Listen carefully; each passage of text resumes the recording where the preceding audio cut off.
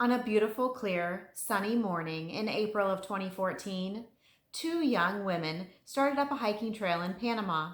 They hiked about 2 miles to the summit. Once there, they took multiple selfies and photos of each other, with the beautiful scenery in the background. But for some reason, instead of heading back down the trail, they went farther into the jungle, and they never returned. Hi, I'm Mindy. Welcome to the Missing Link channel. Each missing person, conspiracy theory, and unsolved mystery is just one missing link away from being solved. Hit the subscribe button and turn on notifications so you will be informed of my future videos and help us find that missing link.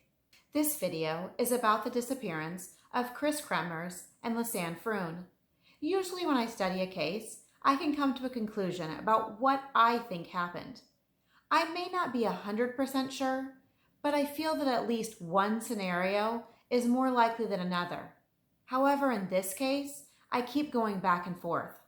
I start off feeling one way, I do more research, and I think a totally other way.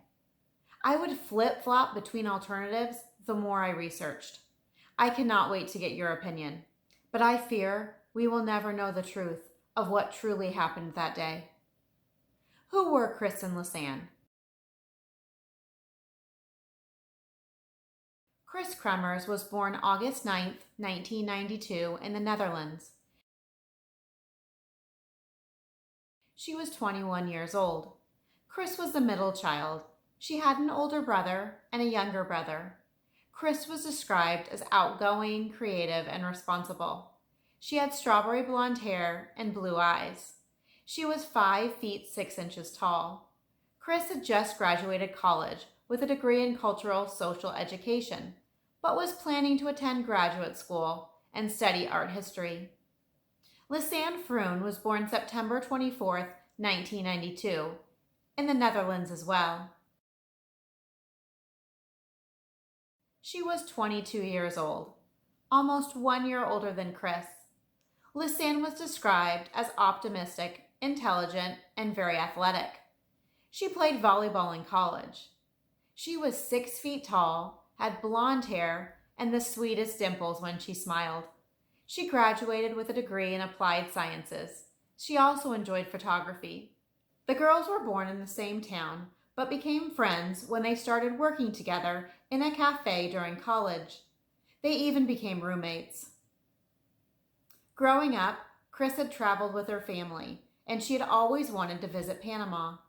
The girls thought it would be fun to travel to Panama together, explore the area, learn Spanish, and volunteer at a local school. They saved up and headed out on their 6-week adventure on March 15, 2014. They headed to Panama. I can just imagine how excited they would have been. Panama is a country in Central America. The population is just over 4 million. Before the Spanish colonists arrived in Panama in the 16th century, there were indigenous tribes there. Some even remain to this day in the remote areas of Panama. The terrain is described as wetlands, rainforests, cloud forests, and jungles. In fact, these jungles and forests make up 40% of Panama. There are even forests located in the high mountains. Inside the forest, there can be a canopy covered in vines. There is plenty to explore in Panama. Panama is described as having a tropical climate. The highs in April are usually around 90 degrees, and the lows around 78 degrees. The rainy season usually doesn't start until mid-April. During that rainy season, there can be heavy rains in the afternoon and evenings. The land animals in Panama include amphibians, iguanas, snakes, rodents, anteaters, monkeys, sloths, and wild cats, including jaguars. Let's go back. Saturday, March 15, 2014. Kris and Lisanne arrived in their destination of Panama after 2 flights and a boat ride. They had 2 weeks to explore before heading to Boquete, where they were volunteering at a school. For those 2 weeks, they relaxed, enjoyed the local food and drinks, enjoyed the beach, and explored. From the photos, they look like they're having an amazing adventure.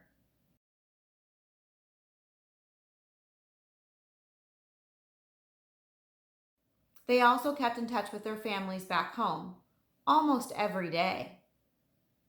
On Saturday, March 29th, they arrived in the town of Boquete. Boquete is surrounded by mountains. These mountains are covered in forests, and Boquete is in the valley below. This town is known as Little Switzerland, just without the snow. Bird watching is also a very popular activity. Kris and Lisanne were staying with a host family south of town for 4 weeks. They were so excited to start this part of their adventure. On Monday, March 31st, Kris and Lisanne went to the school where they were volunteering. And there was some confusion. They were told they couldn't start work until the following week. I couldn't tell for sure whether the girls showed up a week early or whether the school just wasn't ready for them quite yet. The girls had this plan for months, so they were disappointed and uncertain how the misunderstanding occurred. One account even claimed that the person at the school was even rude to the girls. They told their parents what happened, and Kris even wrote about it in her diary. So because of the miscommunication, the girls had an extra week to explore Boquete. They discussed what they could do with their host mom and did some research on the computer. They even lined up some excursions and guided tours for the week. But on Tuesday, April 1st, they didn't have anything planned. One of the girls posted on Facebook that they were just going to walk around the town. But later, Kris texted her boyfriend that they were going hiking. Kris and Lisanne took a taxi to the start of the Pianista Trail. Their decision to head for this trail may have been a last-minute decision. It was a beautiful, clear day out, and maybe they figured that this would be a great day to hike to the summit, because the view would be fantastic. It was coming up on the rainy season, and maybe they wouldn't get such a gorgeous day to explore later in their trip. The Pianista Trail is described as a half-day hike along a beautiful trail passing through a cloud jungle and ending at the summit by the Continental Divide. The website explore-share.com said that this hike is for all skill levels. You hike through a magical green forest, spot local flora and fauna, and discover a hidden stream on the trail. The hike starts with an open green field with mountains all around. You then enter the cloud forest, surrounded by a tunnel of vines and trees. The trail will take you to a stunning stream. The website says that the scenery becomes even foggier and magical, with unique types of flowers. At the summit, you'll enjoy a fantastic view of Boquete. The website states that you will go down on the same trail that you came up. The whole hike is 8.4 kilometers, or 5.22 miles, so just over 2.5 miles each way. The trip up and back on average takes about 5 hours and 40 minutes. The elevation along the trail goes from 4,192 feet to just over 6,200 feet. Some locals claim that the girls were told not to hike the Pianista Trail alone. I am not exactly sure how, but a dog named Blue started up the trail with the women. Apparently the dog's owner has a restaurant near the start of the trail, and it is common for the dog to join hikers. It is believed that the women started up the trail about 11 o'clock a.m. Kris and Lisanne were wearing shorts and tank tops when they left. They had one backpack, which had their phones and a camera. They had at least one bottle of water, but it is unclear whether they had any extra water, food, or snacks in the bag. This was the last time the girls were ever seen alive. The dog Blue returned later that day, but the girls never returned. For some reason, the girls didn't come back home. The girls' host mom thought it was odd that the girls didn't come home that evening, but she wasn't there to babysit them. She probably figured that they were out in town and would come home after she went to sleep. The following morning, Kris and Lisanne had a tour lined up at 8 o'clock a.m. When the girls didn't show up, the guide headed to their house to check on them. The host mom and the guide became concerned because the girls still hadn't come home. The women's families were called to see if they had heard from Kris and Lisanne, but they had not. Their messages had gone unanswered. There is some speculation that this guide knew that the girls were going to hike the Pianista Trail the day before. He had even offered to guide them, but they declined his invitation. This guide and locals started searching right away. People do get lost on these trails, but they usually come back. Kris and Lisanne had not. At 7:30 that night on April 2nd, after the girls had been gone for over 24 hours, the police were notified that the women were missing. A small search occurred on the 3rd, but nothing was found.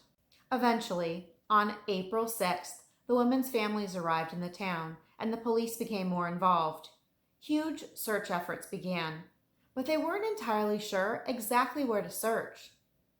They weren't exactly sure where the women had gone hiking.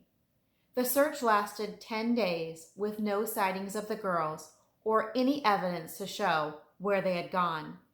The women had truly disappeared, and their families had no answers. On June 14th, some 10 weeks later, a native woman brought a backpack into the police station.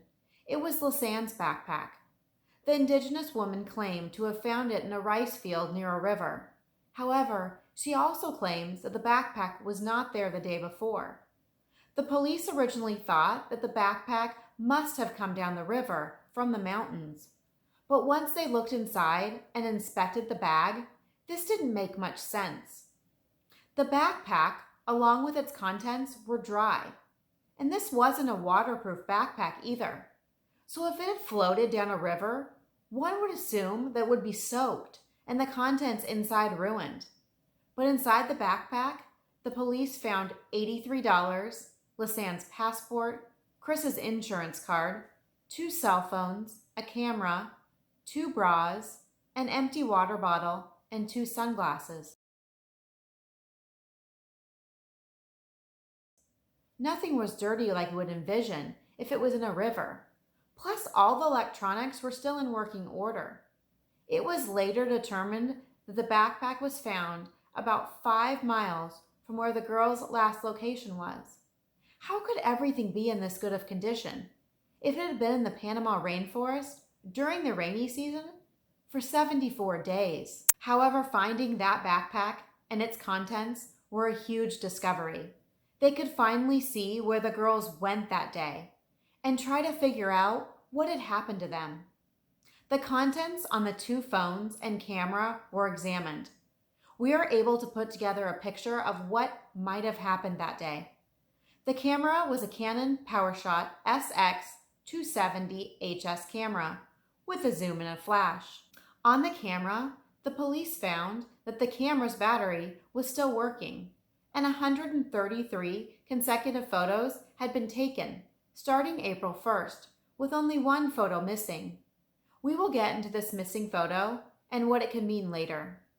The photos show exactly what trail they were on and at what specific times. The police could tell the time set in the camera wasn't correct. They were able to look at the photos and determine the correct time of each photo. There was a list of photo numbers and time released. However, the police didn't release all the photos. And of the photos they did release, they didn't say what number was associated with each photo. Let's go back, April 1st, 2014. Kris and Lisanne had been dropped off at the Pianista Trail by a taxi. The dog Blue reportedly headed up the trail with them. That is the last time anyone claimed to have seen these girls alive. It was determined that the women headed up the trail about 11 o'clock a.m. The women took photos along the way. They took 16 photos on the way up. The first 2 photos didn't have times. The third photo was taken at 11:16 a.m., another at 11:20, another a minute later at 11:21, 3 a few minutes later at 11:25, 3 at 11:42, 1 at 12:02, and 2 at 12:03. Then there was a 39-minute break until 12:42, where 2 photos were taken. The photos were clear, showing sunny skies. The top of the trail is called the Mirador. There is a lookout on top. On a clear day, like Kris and Lisanne had, you can see for miles. You can see all the way back to Boquete and all the way to the ocean.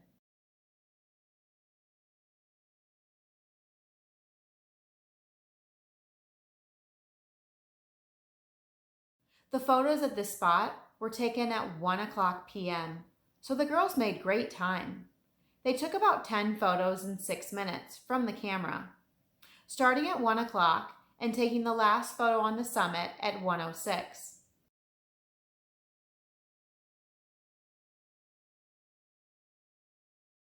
And the girls looked happy. They looked to be in good spirits. Remember, the girls had looked up this trail on the computer the day before. They would have known that they would go back down the same path that they came up, but for some reason they didn't. The next photos show that the girls didn't head back down the same direction. Instead, they crossed the Continental Divide. Today, there is a sign warning not to continue because the trails are not well maintained. But on that day, no sign existed. Did they mistakenly take this trail? Were they forced down the trail by someone? Did they go down the trail to avoid someone or something? Or did they mean to take this trail because they weren't done exploring?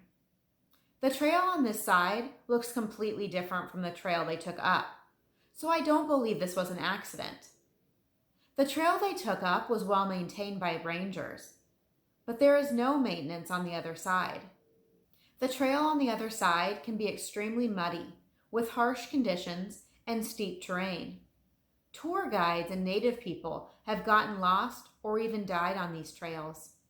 Some even describe it as a maze. Why did they decide not to turn back? Why did they continue on? Remember, it was only 1 o'clock p.m., and the girls had already made great time. They probably figured that they had time to keep exploring. With what they were wearing and what they had brought with them, it was pretty obvious that they were planning on heading back before sunset. They didn't have a poncho, a tent, extra water, or even a compass, but they still had many hours of daylight. Sunset that day wasn't until 6:28 p.m. There was a small waterfall up the trail. Perhaps they knew this and wanted to find it. They probably figured that they could turn around at any time. I am unsure whether the girls knew it, but they did have cell phone service on the summit. But no calls, text messages, or social media posts were made. Also, that day was bright and sunny. We can tell this from the photos. It was also still in the dry season. The trails are easier to hike during these times.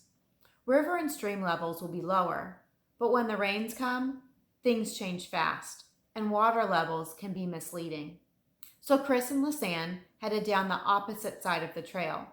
They continued to take photos, not as many as before though. They took 6 more photos that day. This part of the trail is heavily eroded. There are steep rock formations on both sides.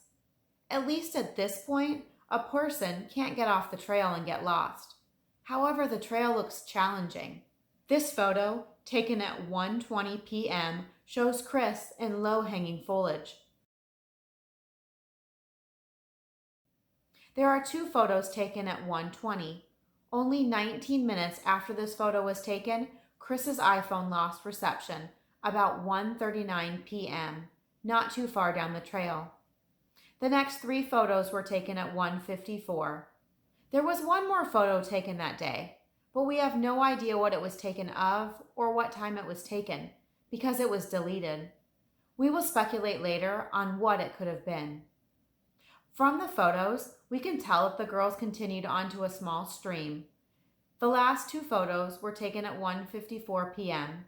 Lisanne took the photos of Kris. Lisanne seemed to be at a higher elevation and looking down at Kris. In the first photo, Kris is about to cross a small stream. In the second photo, Kris has crossed the stream and is farther away. I can just imagine that Lisanne says, "Hey Kris," and Kris turns around right as the photo is taken. The last picture we have. Kris isn't smiling in the photo. Perhaps she didn't know a photo was going to be taken. Some people speculate that maybe something was wrong, and that is why she isn't smiling. When this photo was taken, the girls had been on the trail for about 3 hours. They would have known that they would need at least that much time to get back. If the girls would have left about 2 o'clock to head back down, they wouldn't have arrived at Boquete until almost 5 o'clock. I wouldn't think they would want to go much farther down the trail because of this. You sure wouldn't want to be on this trail trying to find your way down after dark. They wouldn't be leaving themselves much leeway.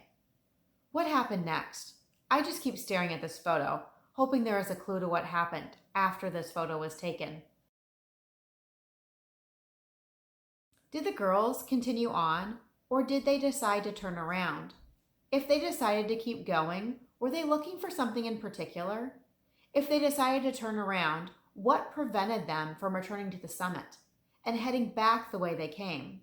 Something happened in the next hours, because 2.5 hours later, at 4:30 p.m., the girls tried to call an emergency number. Some have speculated that there is a large waterfall in this area. Is that what the girls were looking for? Did they get off the path and get lost? Don't worry, I have many scenarios of what could have possibly happened.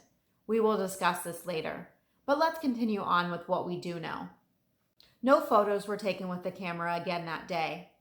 For taking at least 30 photos in under 3 hours, what would make them stop? If they turned around, that would make sense, because they already took photos on the way up. But if they continued on the trail, you would think more photos would have been taken along the way. Unless something happened not long after the last photo was taken. In fact, it was almost a week before that camera would be used again. 2.5 hours later, after that final photo of Kris was taken at 4:39 p.m., an emergency call was placed with Kris's iPhone. This was 2 hours before sunset. One can assume that it was Kris making this call, since it was placed with her phone. What happened to make them call 112, which is the emergency services number in the Netherlands? The emergency number in Panama is 911, but when you dial 112, it should forward the call to 911. However, the phone had no service, so the call didn't go through.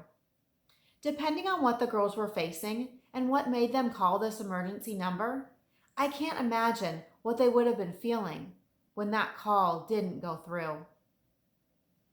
They didn't try back immediately, but 11 minutes later, at 4:51 p.m., a 112 call was placed from Lisanne's Samsung phone.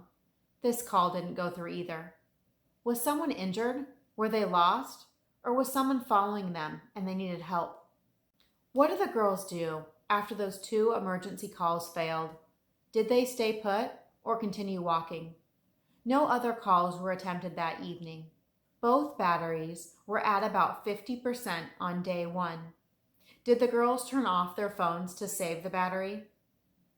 We will get into the details, but between the 2 phones, 7 calls were attempted to emergency numbers, and 88 signal checks were performed from April 1st to April 11th.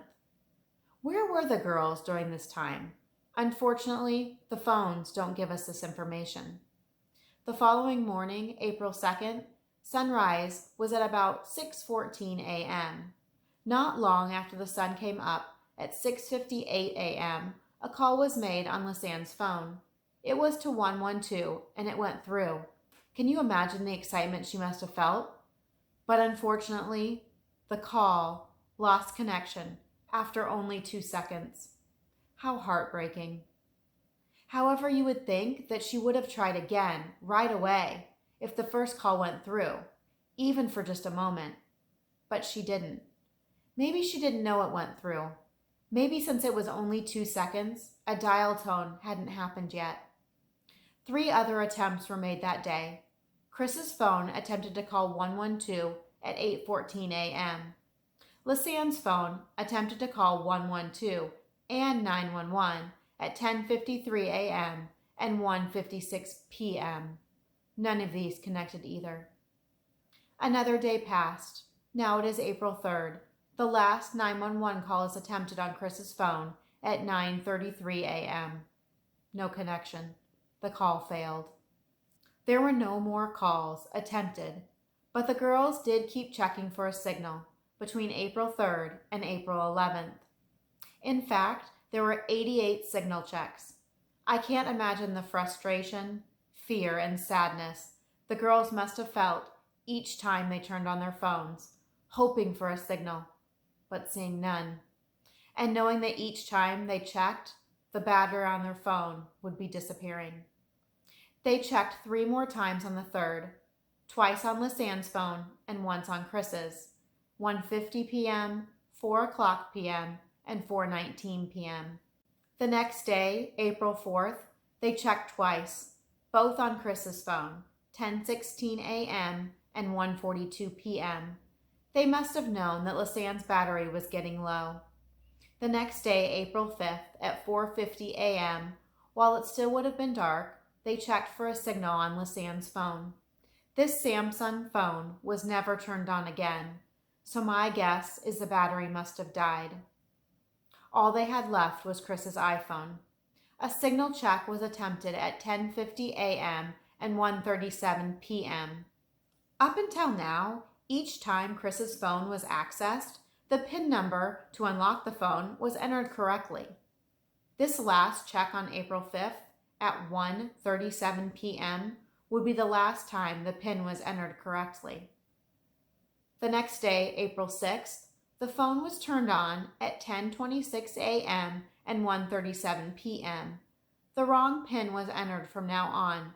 In fact, the wrong PIN was entered multiple times. The phone was never unlocked again. Why is this, I wonder? Remember, this was Kris's phone. The PIN was entered correctly up until now, and never entered right again. Was she injured in such a way that she forgot her PIN? Or did something happen to Kris between April 5th at 1:37 p.m. and April 6th at 10:26 a.m. and Lisanne didn't know the PIN? Did Lisanne not know that you can still call emergency services without entering the PIN? Or was she just trying to conserve the battery, just checking the signal and not wanting to waste the battery if there was no signal? There were 77 more attempts to enter the PIN into Kris's iPhone, but they were all incorrect. This just makes me so sad. If Kris was already deceased and Lisanne was trying to access her phone, I wonder what she was thinking, randomly trying numbers to access the phone, knowing that she had to be careful not to completely get locked out, trying to guess her best friend's PIN. These attempts lasted from April 6th through April 11th. Something very strange happened in the first few hours on April 8th. About 1 o'clock a.m. to 4 o'clock a.m., 90 photos were taken with the Canon camera. It works out to about 1 photo every 2 minutes. The flash was also used in every photo. The photos are so strange. We will get into why these photos were possibly taken later, but now I'm just going to tell you about the photos. Not all 90 photos were released by the police. 1 photo was of Kris's head. All you can see is her blonde hair. It doesn't look dirty. It doesn't look like she'd been in the jungle for a week. Some people claim to see blood or an injury on Kris in this photo. I don't see it. Remember, not all the photos were released. Could this injury be seen in another photo? I could see the police not releasing a photo if it showed Kris injured. Another person claims that this is the front of Kris's face, with her hair over her face, and he can see her teeth. I think the photo is the back of her head, but I don't see anything out of the ordinary. However, this photo was taken almost 2 days after the PIN started being incorrectly inputted into Kris's phone. So if Kris was alive or conscious in this photo, why couldn't she input her PIN correctly? If Lisanne took these photos, why did she take this one of Kris? Was she trying to leave a clue of what had happened? The photos were taken in complete darkness, but all from around the same spot. maybe only a few feet distance apart, if much at all. It looks like they were in a steep jungle terrain. No one has been able to pinpoint their exact location from these photos. Why did they take them that night? Some photos were taken only a few seconds apart, and others were spread out by 15 minutes. Some of the photos show the jungle. Others just show the sky. Some are sharp quality, others not so much. Was she trying to show us something? Trying to leave clues if someone eventually found the camera? There seems to be a pattern with how the photos were taken. Photos far away, then close up. Then the pattern would repeat. Some photos were similar, but at different angles. Some photos were taken straight up into the night sky, and others down into what looks like a ravine. One photo shows a rock with things placed on it, perhaps an SOS that the girls were hoping could be spotted from above. It looks like something spelled out, perhaps in toilet paper. There was a small round mirror in the middle, perhaps trying to reflect the sunlight and get the attention of a plane or a helicopter up above. Locals believe that these photos were taken on the other side of the Continental Divide, that the vegetation in these photos are from that area. Other people claim that they can see a monkey bridge in the photo. A monkey bridge usually goes over a high ravine. It has a rope that connects two sides, and as a person walks over this rope, they have two ropes on the side that they hold on to as well. They can be extremely dangerous. Did they make it this far? There are two monkey bridges on the trail farther down. It wasn't believed that the girls could have made it to the first monkey bridge before they called 112 that first day. But if they did make it to that bridge, could that have been the reason they called 112? The bridge is over a ravine. Even locals have died trying to cross there. Had the girls found the river and were trying to follow the river downstream? Was there some reason they couldn't go back the way they came? Were they hoping that the river would lead them out of the jungle and to safety? If Kris or Lisanne took these photos, we know that at least one of them survived a week without much food, if any, not much water, or at least not much clean water, and maybe no shelter. It was raining during the photos. Some locals said that night was the first heavy rain of the season. This was 2014. Honestly, this wasn't that long ago. One thing I'm surprised about is that neither Kris or Lisanne left any notes or messages for their families on their phones. At one point, I believe at least one of them would have known, especially the one that survived 11 days, that they probably weren't going to survive. But no notes or videos were left on the phones or the camera. I think it is fairly common for people who are lost in the woods to leave a video message for their families. I know they probably didn't want to waste the battery in case they could contact emergency services, but a note or a video would have answered so many questions. They could have told exactly what happened and where they were during these days. On April 11th at 10:51 a.m., the phone was turned on for the final time. Was this one last attempt for help? Because the phone was not turned off again right away, like before. The phone was left on for an hour and 5 minutes. At 11:56 a.m. on April 11th, 11 days after the girls went missing, Kris's iPhone turned off for the final time.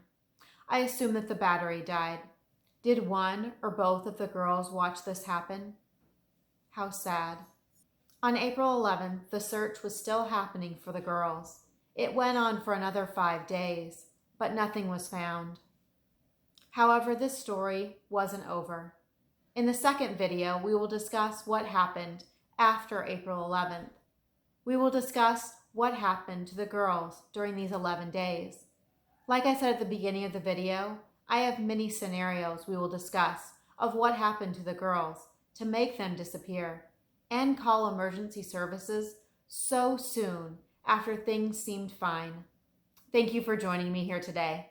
If you enjoyed the video, please hit the like button so I know you enjoy this type of content. Also, subscribe to the channel and hit the bell so you will be notified when the second video is up. And follow me on social media. I will put the link in the description box. If you have a topic you would like to see discussed on this channel, feel free to send me an email or put it in the comments below. As always, have a wonderful day.